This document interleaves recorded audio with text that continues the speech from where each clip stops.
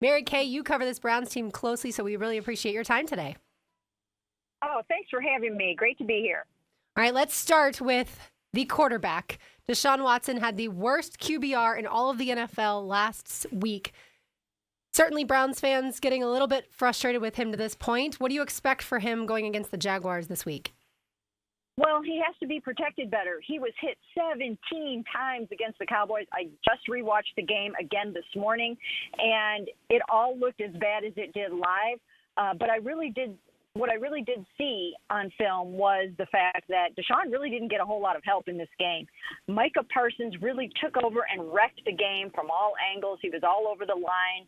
And Deshaun had a left tackle starting his first game in James Hudson. The new offense was just off all the way around. There were dropped passes, tons of penalties. They didn't look ready for the game. And it really was an embarrassing beatdown. But it wasn't all on Deshaun, and I think that's the important thing to note. Hi, Mary Kay. Mia O'Brien here. Thanks so much again for joining us on the subject of those two tackles that missed time, now potentially could be back. Walk us through the expectation for depth along the Browns' offensive line for this game, but also anecdotally, I know some hubbub was made about one moment in which Joel Battaglia was knocked onto his rear and Deshaun Watson went over to help him up, and he kind of said, no, I'm good, and didn't ask for help. I'm just curious the dynamic on and off the field between Deshaun and his offensive linemen. You know, I just cannot possibly imagine that Joel Bitonio would diss Deshaun purposely like that. It's the heat of the moment. It's the fog of war. He's on the ground trying to figure out how he's going to get up, and he's a large man. I can't imagine that was anything other than, no, I got to find another way to do this. So we'll ask him about that as soon as we get a chance, but that really looked like something more than I think it really was. Deshaun has a great relationship with his teammates. They don't dislike him by any stretch of the imagination. I don't think it was that. And then just the depth of the tackle position heading into this game. Well, we'll find out today when we get out there a little bit more, but Jack Conklin, a two-time All-Pro right tackle, was getting pretty close to filling in on the left side last week, but ultimately he wasn't ready. He was ruled inactive. So was the starting left tackle, Jed Wills. So they were down to their third option there in James Hudson, and I don't know if it's going to get any better for this week. But if it doesn't, they're going to have to give James some more chipping help. Obviously, you guys know how good Josh Hines-Allen and Travon Walker are. This is quite the combo that the Browns are going to have to go against. Those guys are watching film of what went on. I'm sure they're going to move them around just like Micah Parsons moved around all over the line. And it's going to be a tough order for this Browns offensive line. They're going to have a better game plan. They're probably going to have to try to run the ball more, and Deshaun's going to have to get it out quicker because I'm just not sure if they're going to have a different left tackle for this game yet.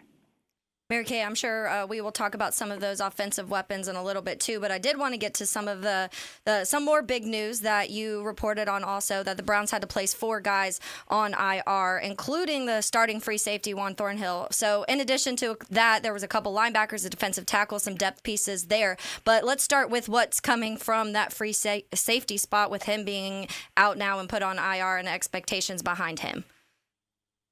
Yeah, that's a big loss. He made an impact in this game. He had some nice plays on CeeDee Lamb. He was part of a blown coverage on a touchdown pass by the Cowboys. But for the most part, he's a really, really good starting safety. And now they're going to be having to go to their depth for that.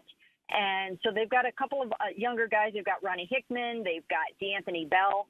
And these are some younger safeties that are going to have to come in here, and they're going to have to fill in and really elevate their game and go out and show what they can do. But they played well last year in relief of Juan Thornhill when he had that calf injury last year as well. And so they've got some reps under their belt, and I think they'll do a fine job. When it comes to this team here, what do the Browns view as far as the Jaguars' offense and the most dangerous weapons? Well, I'll tell you what, last year when the Jaguars came to town, as you know, Trevor Lawrence was coming off of that gruesome ankle injury, and they still came in here and were able to really give the Browns quite a battle all the way to the end and maybe almost win that football game. That was remarkable. And I think that Trevor Lawrence is going to be on a mission, And those Jaguars, they don't want to go 0-2. They're at home. They're coming. Some technical difficulties there. I know Mary Kay told us she's driving, so hopefully we'll be able to get her back here in just a second. But yeah, Doug Peterson rehashed that this morning. The unfortunate loss that was on the heels of Trevor Lawrence's significant ankle injury, the first of a series of injuries in December that the Jaguars quarterback suffered. And the idea of, did the Jaguars rush him back too soon? Was that what led to the careless disregard of the football? The callous disregard, since I know some Heeligans were mad at me the other day. Misquoted Tom Coughlin. My apologies, TC. The callous disregard, not the careless, the callous disregard for the football. And it's something that, as much as I asked Doug, and I know Jamal St. Cyr, News for Jax, also pressed him this morning on how much do you look back at that meeting last year? How much do you look at the tape itself, as well as that sour taste in your mouth from not only that game, but from those home losses you suffered a year ago? You know, Doug kind of said that they're focused on the task at hand, but I can't help but think, ladies, it's something that's in the back of their mind, as I think we may have Mary Kay back with us. Do we have Mary Kay? I am here. All right. Hey, don't worry. I do calls in the car all the time, so I know your struggle right now. It's all good. We appreciate you joining us on the Garber Auto Mall hotline. I want to switch things over to the defensive side of the ball. I was just kind of giving the ladies a little bit of a recap of Doug Peterson's press conference this morning and some of the comments he made. Of course, he was very effusive in his praise for Jim Schwartz. I'm curious, the Browns DC and the combination of corners, defensive backs that this team has, how has that gelled together and become, in my opinion, one of the more underrated cores in the secondary in the National Football League? Well, they're really good, and once they kind of tightened up a little bit against the Cowboys, they did a nice job on CeeDee Lamb in the second half of that football game. He did most of his damage in the first half of the game. He ended up with only 5 catches for 61 yards, which for CD is really kind of a below-average game for him. They've got really good cornerbacks in Denzel Ward, Martin Emerson, Greg Newsome. As we mentioned, Juan Thornhill will be out this game and for the next 4 games. But they've got good depth at safety, and it is one of the best secondaries in the NFL. And these guys are going to come out with something to prove. Again, the Jaguars and Trevor Lawrence are going to try to find them in some of those miscommunications again. So they have to really be on point this week, but it really is a good core. You mentioned, Mary Kay, a little bit ago about the run game and possibly or probably needing to get that going a little bit. What is the confidence? Because obviously we know without Nick Chubb is one of the best, if not the best running back in the league when he's healthy and he's on the field. What is the confidence level in Jerome Ford, and what are some of the chatter around Nick Chubb and when he is expected to be a go this season? Well, he's out for at least the first 4 games, so they have to hope maybe he can come back in that sort of second quarter of the season. Ideally, if he can get back by late October or maybe even get through the bye and come back in around week 10. So that is the hope. They would love to have him for the second half of the season and the home stretch. In the meantime, they should be able to get the running game accomplished by committee with the guys that they have. They need to do a better job, obviously, but the key is that you can't be getting in 3rd and long, and they were behind the sticks all game against the Cowboys. So they've got to do much better on 1st and 2nd down to keep the running game viable. Jerome Ford's a good back. They've got speed. They can catch the ball. Pierre Strong Jr.